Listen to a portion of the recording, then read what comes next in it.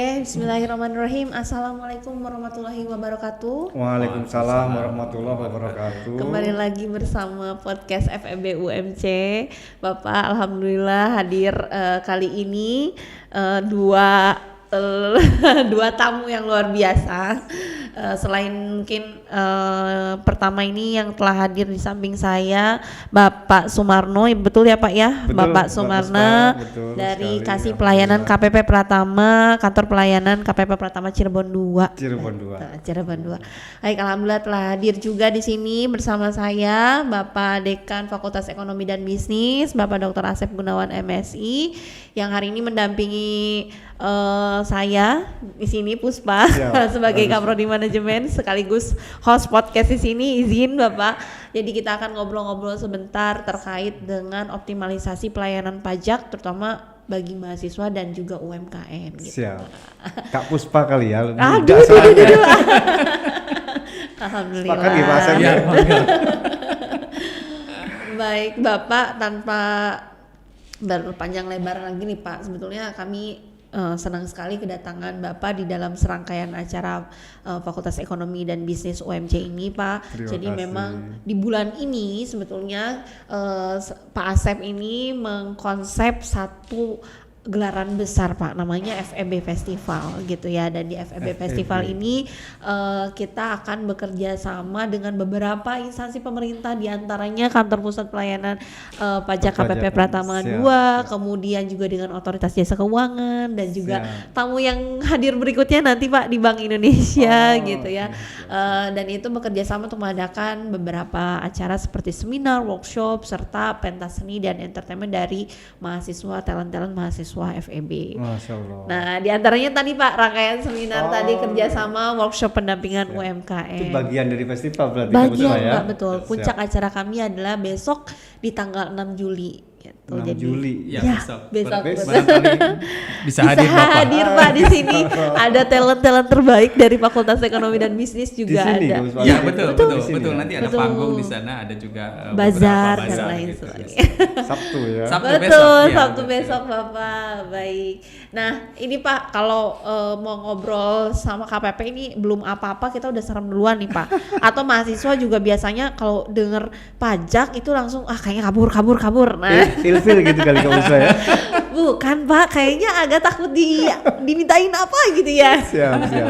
Nah, padahal Pak sebetulnya kan di tengah sekarang tema besarnya adalah kita ingin mengoptimalisasi gitu Pak. Pelayanan pajak itu sebenarnya kan pajak itu manfaatnya kan besar gitu ya. Manfaatnya besar. Kemudian juga ditargetkan oleh pemerintah itu kan bisa membantu beberapa alokasi yang terbaik lah Pak untuk infrastruktur dan lain sebagainya gitu ya Pak. Tapi kalau bagi sebagian orang kan memang kalau dengar pajak langsung kayaknya udah deh gitu, serem gitu ya. Males gitu ya.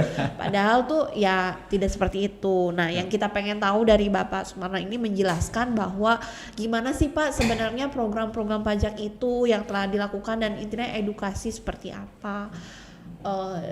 Mungkin yang kedua lagi juga nanti ngebahas apa yang bisa dibantu dan telah dibantu sama ini yang saya suka ini. Baik Bapak, terima kasih. Ya, baik Pak Asep Gunawan, Kak Puspa ya, Kaprodi ternyata. Betul.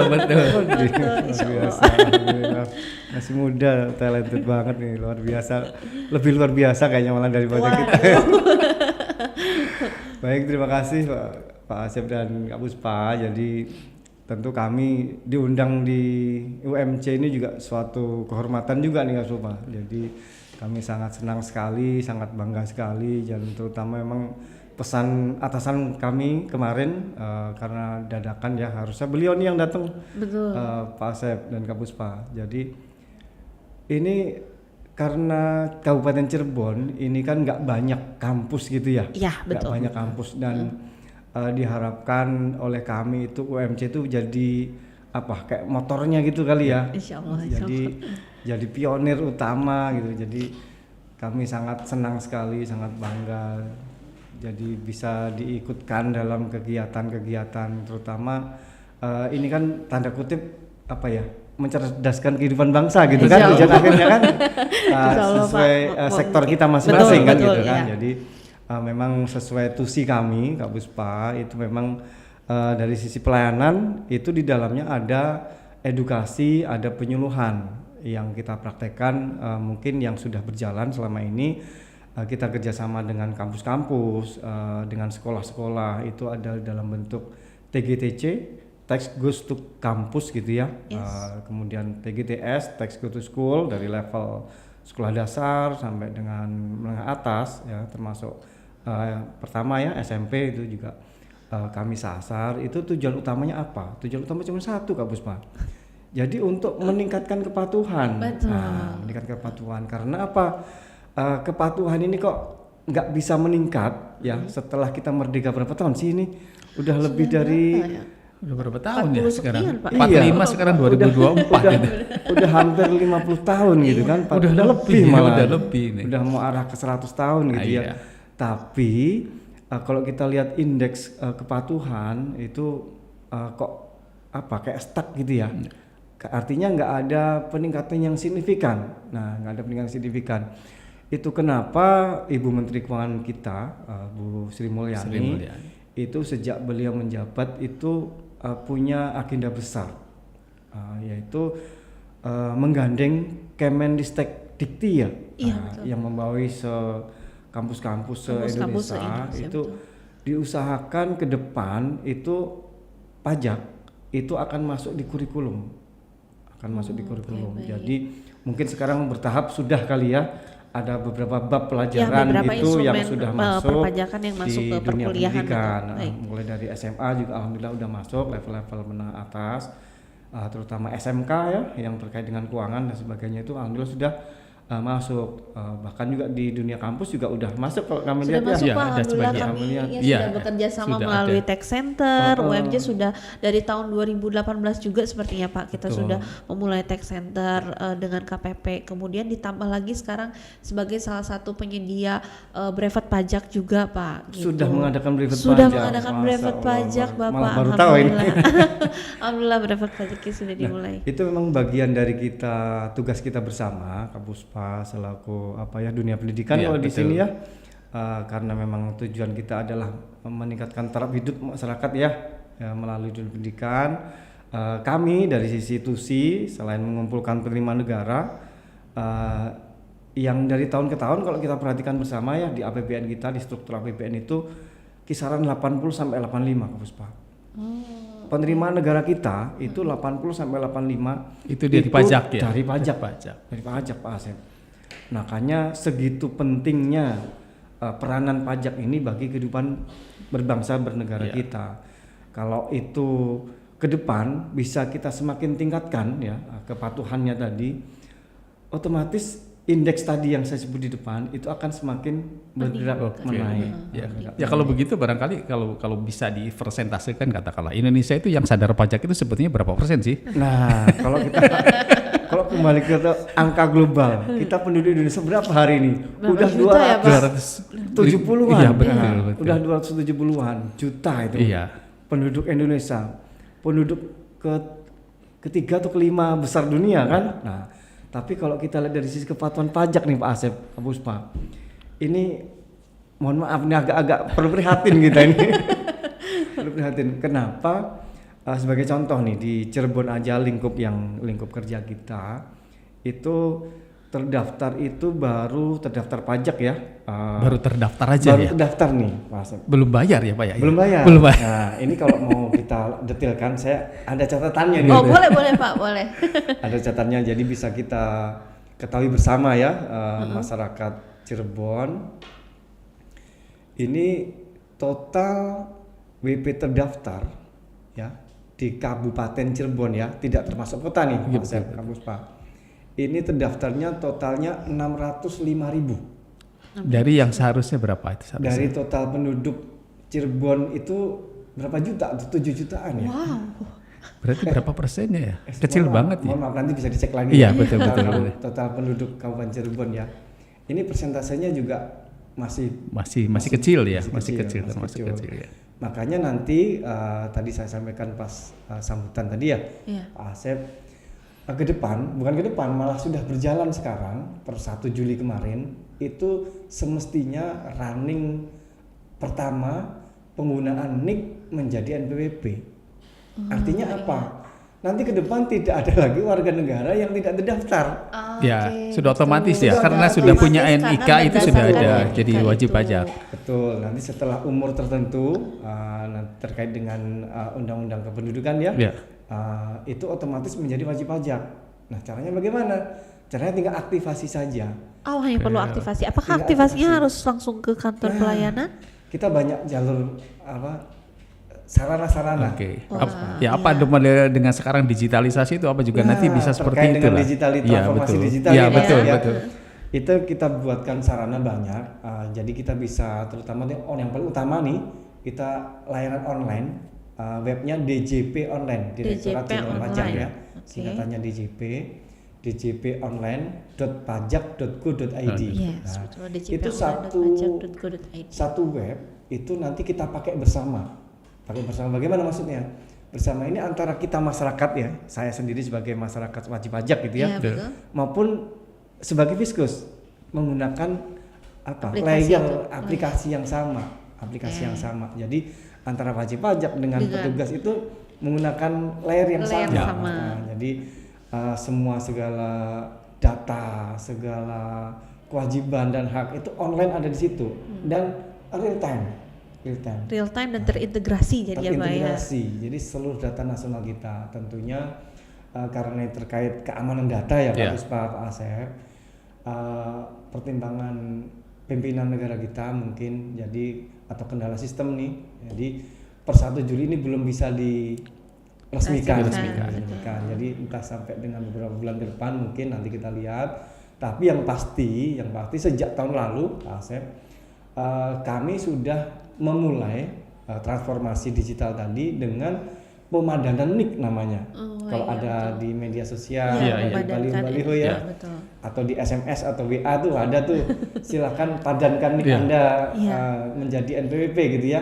Betul. Artinya dari sisi data itu memang nanti akan terintegrasi tadi semua data termasuk baik itu nanti digunakan dari sisi kependudukan maupun digunakan dari sisi perpajakan dan mungkin ke depan akan digunakan oleh kementerian-kementerian lain terutama dalam rangka kita hidup berbangsa bernegara ya. Dan itu menjadi kewajiban kita bersama juga untuk menjaga keamanannya. Betul, Iya. betul. Nah, itu yang paling penting kan. Oke. Nanti kalau kita dengar ada apa tuh pembobolan data apa tuh istilahnya gimana, itu yang tapi itu sudah menjadi tugas dari kementerian terkait ya untuk menjaga itu semua. Kita terutama sebagai user ya. Iya, betul. User mungkin tinggal apa sih peran kita? Ya, peran kita dalam di situ. Oke, jadi jadi salah satu ini bagian cara dari pajak atau untuk optimalisasi Betul, barangkali ya. betul. Jadi barangkali dengan tadi ada PR-nya, barangkali tadi ada dengan kesadaran ya. Kesadaran kadang-kadang juga agak harus dipaksa gitu ya, Pak. Harus dipaksa. Jadi dengan memadankan itu memaksa sebetulnya karena barangkali masyarakat kita agak susah juga ya kalau disadarkan sadar ya harus dipaksa gitu atau begitu Pak? Harus begitu Pak? Akhirnya kan mau nggak mau ya Pak. Gitu. Mau nggak mau, suka nggak suka, begitu kita terdaftar NIK Iya. kita, baik kalau masih anak-anak itu KIA ya, Iya. Iya, Kartu KIA, Identitas kartu Anak. Identitas Iya, Anak. itu kan artinya sudah punya NIK ya di Iya. KK kita Iya, ya. sudah ada Pak. Itu nanti sampai dengan umur tertentu sampai dengan menjadi subjek pajak ya. Subjek pajak itu artinya personalnya, pribadinya atau meningkat menjadi wajib pajak. Artinya sudah punya kewajiban perpajakan meskipun belum dewasa gitu ya dalam sisi umur. Tapi yang bersangkutan sudah punya penghasilan yang itu menjadi objek pajak, maka yang bersangkutan otomatis akan naik pangkat ya, menjadi dari subjek pajak menjadi wajib pajak. Dan itu mau nggak mau Pak. Iya. Dan barangkali butuh waktu ya, kesadaran itu butuh waktu ya. Jadi kita bisa kerjasama dalam artian begini. Jadi kesadaran pajak itu kan harus ditanamkan sejak dini ya, sejak betul. dini. Nanti dari kecil gitu kan bahwa suatu saat kalian itu sebagai warga negara Memiliki akan kewajiban. memiliki kewajiban yang seharus dibayar pada saat misalkan mereka sudah bekerja, begitu ya. Ya, betul sekali Pak. Nah, itu mungkin bisa dibantu Pak dengan kerjasama dari UMC dan rasanya juga sudah berjalan ya Pak. Ada yang namanya relawan pajak ya Pak. Relawan Betul. pajak. Iya, apakah pajak. UMC sudah ikut serta kayaknya ya Pak ya? Relawan pajak kita sudah sejak saya di sini ya, Iya, Kak Puspa 2 tahun terakhir itu yang memang motornya dari UMC. Oh, alhamdulillah.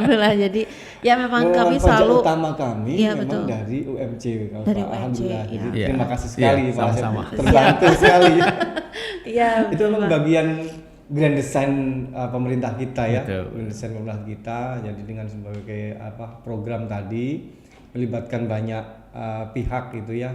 Terutama karena kesadaran ini lebih ke hati gitu ya Iya. Pak Asep ya. Iya, betul kesadaran. Itu memang harus dengan sentuhan. Iya. Artinya harus sejak dini. Betul. Terus menerus ya Konsisten. konsisten. Kalau sosialisasi edukasi nggak konsisten itu mungkin akan terputus generasi Betul. atau mungkin akan lupa dan sebagainya. Makanya UMC ini sebagai salah satu mitra kami ya, mitra KPP, mitra DJP. Sekali lagi Pak Mahar, kepala KPP kami, ya cuman berpesan terima kasih. Alhamdulillah. Sama-sama Dan Bapak. apapun yang bisa kami support pasti akan kami support karena Alhamdulillah. itu memang otomatis membantu tuh si KPP juga akan pada akhirnya kepatuhan tadi bisa meningkat dari Amin. kesadaran Amin. tadi ya Mas. Ada pertanyaan lain barangkali gini. Jadi masyarakat kan kadang untuk sampai pada kesadaran harus bayar pajak dan lain sebagainya gitu kan. Mereka sering bertanya, untuk apa sih harus bayar pajak gitu kan? Kalau tidak jelas ngapain sih gitu kan? Karena ada pertanyaan-pertanyaan seperti itu. Kalau misalkan nggak jelas, terus harus bayar pajak ngapain gitu. Jadi barangkali gimana itu Pak kalau untuk ada pertanyaan seperti itu? Betul. Jadi tadi saya sampaikan bahwa dari tahun ke tahun ya 80 sampai dengan 85% dari APBN kita penerimaan itu ditopang oleh pajak. Nah, dari sisi angka kita sudah bisa bayangkan gitu ya. Betul. Artinya yang selebihnya dari kekurangan pajak tadi untuk menutup defisit adalah dari penerimaan yang lain. Penerimaan negara bukan pajak, ada dari utang luar negeri atau utang dalam negeri atau dari hibah gitu ya. Dan juga penghasilan dari BUMN Iya, dan betul. segala macam itu ya masuk ke pos-pos itu. Artinya memang sebagian besar negara kita ini saat ini dibiayai dari pajak. Itu yang pertama. Jadi tapi masyarakat awam mungkin apa itu APBN? Iya, Dipakai betul, buat Pak. apa saja? Nggak ngerti ya Pak ya. Nggak ngerti gitu kan. Kalau kita ngomongnya makro, mungkin masyarakat wajib pajak kita belum tentu ngeh gitu ya. Tapi kita sebagai tim penyuluh gitu ya, tim edukasi di KPP mencontohkan hal-hal yang di depan mata gitu ya, depan mata, karena mungkin karena secara sadar atau tidak sadar, suka tidak suka, kita ini sampai dengan pesan Pak Asep kayaknya tadi, sampai dengan akhir zaman tadi kayaknya itu harus bayar pajak gitu kan. Karena sadar nggak sadar kita tuh bayar pajak sebenarnya Kak Puspa. Contoh nih yang kita pakai hari ini nih baju nih. Iya, betul Pak. Pada saat kita beli itu ada pajak di dalamnya. Jelas. Nah, ada pajak di dalamnya. Jadi karena hidup kita ini dilengkapi dengan kewajiban pajak ya, karena itu tidak bisa kita pungkiri ya. Kita sebagai warga negara dan kami sebagai Fiskus gitu ya punya kewajiban juga untuk memberikan pencerahan, memberikan edukasi buat apa ini sebenarnya pajak nih? Apa sih manfaat langsung buat kita gitu ya. Nah, kalau tadi saya dengar dari Kak Puspa nih, fasilitas yang ada di sini nih. Iya, betul. Ini adalah salah satu fasilitas podcast ya. Iya. Ini adalah salah satu hibah gitu ya Betul Pak. dari Kemendikbud Dikti. Dikti. Nah, itu sebenarnya dari mana Kak Puspa? Sebenarnya dari APBN Kak Puspa. Oke, gitu betul. Sebenarnya dari APBN. Dia akan kembali kepada kita sebetulnya. Jadi Betul. nggak usah khawatir kalau bayar pajak kemana-kemana sebenarnya dirasakan langsung oleh Rasakan kita. langsung. Gitu. Itu yang di depan mata kita kasih Betul. contoh. Itu karena kalau kementerian itu kan nggak ada sumber lain selain dari APBN kan gitu ya. Iya. Sementara APBN sendiri sebagian besarnya ditopang oleh pajak. Nah, contoh lain misalnya kalau kita berbicara dengan masyarakat gitu ya, masyarakat awam, manfaatnya apa? Kita bayar pajak, wah nanti dikorupsi nih, dan Iya. segala macam kan mindsetnya seperti itu Iya, ya. iya. Masa masih sampai dengan hari ini juga mindsetnya masih seperti itu. Kita bisa kasih contoh nyata. Bapak bisa dari rumah ke tempat kerja atau ke pasar atau kemanapun melewati jalan raya, melewati jembatan, melewati lampu merah, ketemu Pak Polisi yang ngatur lalu lintas, ketemu pegawai-pegawai pemerintah yang notabene semuanya itu dibiayai oleh APBN. APBN. Nah, itu kan memang dirasakan secara langsung. Itu contoh nyata manfaatnya. Nah, namun Kak Puspa dan Pak Asep, seandainya pengen lebih detail lagi nih, APBN kita baik secara global maupun per kementerian itu sekarang oleh Bu Menteri itu udah di open. Kita bisa akses baik di internet, di medsos atau di webnya kementerian yang bersangkutan itu dipublis Pak Asep. Jadi kita bisa tahu anggaran kementerian A, kementerian B sampai dengan nanti diturunkan di satker, diturunkan di daerah-daerah itu ada rinciannya. Sumbernya berapa dari APBN, digunakan untuk apa saja. Nah, makanya tagline dari Bu Menteri terkait pajak, bayar pajaknya, awasi penggunaannya. Itu salah satu kepedulian kita sebagai warga negara, supaya kalau kita sudah tahu manfaatnya ini dan dimanfaatkan dengan benar, tidak ada penyalahgunaan, otomatis ke dalam, ke pribadinya itu akan menjadi kebutuhan. Ternyata memang butuh kita dengan pajak. Akhirnya meningkatkan kesadaran. Kalau sudah ada kesadaran, insya Allah kepatuhan meningkat. Baik, aduh, terima kasih banyak Bapak. Jadi tadi poin pentingnya adalah menumbuhkan kesadaran itu bisa mulai sejak dini, dan saat ini juga kerjasama UMK dengan KPP Pratama 2 ini alhamdulillah sudah berjalan seperti itu. Dari mulai level relawan pajak sudah berjalan, kegiatan edukasi terus menerus ya Pak, dan terakhir mungkin adalah mengajak untuk mengawasi secara bersama-sama gitu. Baik, penutup hari bisa ini digaungkan juga nanti di kelas-kelas di kampus-kampus pada saat ngajar. Iya, betul Bapak. Mungkin di sela-sela materi yang disampaikan nanti bisa menyisipkan hal seperti itu. Makanya kita itu ada inklusi pajak ya, Pak Asep ya, ada inklusi pajak. Jadi mainstream kita bersama seluruh pengampu kepentingan di negara kita itu sama gitu loh mindsetnya terkait perpajakan. Oke, baik. Tujuan akhirnya jelas tadi ya. Mencerdaskan kehidupan bangsa dan meningkatkan taraf hidup ya. Kesejahteraan ya Pak ya. Di pembukaan Undang-Undang 45 itu. Tujuan bernegara kita kan itu kan Iya, betul. Baik, insya Allah kerjasama kita akan terus berjalan. Bapak terima kasih atas waktunya berbicara, ngobrol-ngobrol lagi. Insya Allah kita bertemu lagi di podcast FEB ya Pak ya. Jangan sungkan untuk terus bekerjasama dan bermitra bersama kami. Syukur-syukur nanti bisa collab gitu kali kan. Iya betul Bapak, dengan senang hati. Jadi kita di KPP ada sisi edukasi, ada podcast juga. Iya. Bisa kita agendakan collab juga. Iya, pastinya Bapak. Baik. Memanfaatkan ruangan yang luar biasa. Iya, alhamdulillah. Terima kasih Bapak. Saya sampaikan. Ya. Sekali lagi kami mewakili Pak Mahar, Kepala KPP kami sampaikan penghargaan yang setinggi-tingginya kampus Universitas Muhammadiyah Cirebon, Pak Rektor, Pak Dekan dan seluruh jajaran dosen termasuk teman-teman mahasiswa, karena kolaborasi selama ini, sinergi selama ini, kerjasama selama ini sungguh sudah luar biasa. Jadi tidak banyak yang bisa kami berikan karena ada keterbatasan hal dan segala macam ya. Kita tingkatkan aja komunikasi. Apa kata Bu Sari tadi? Komunikasinya ya.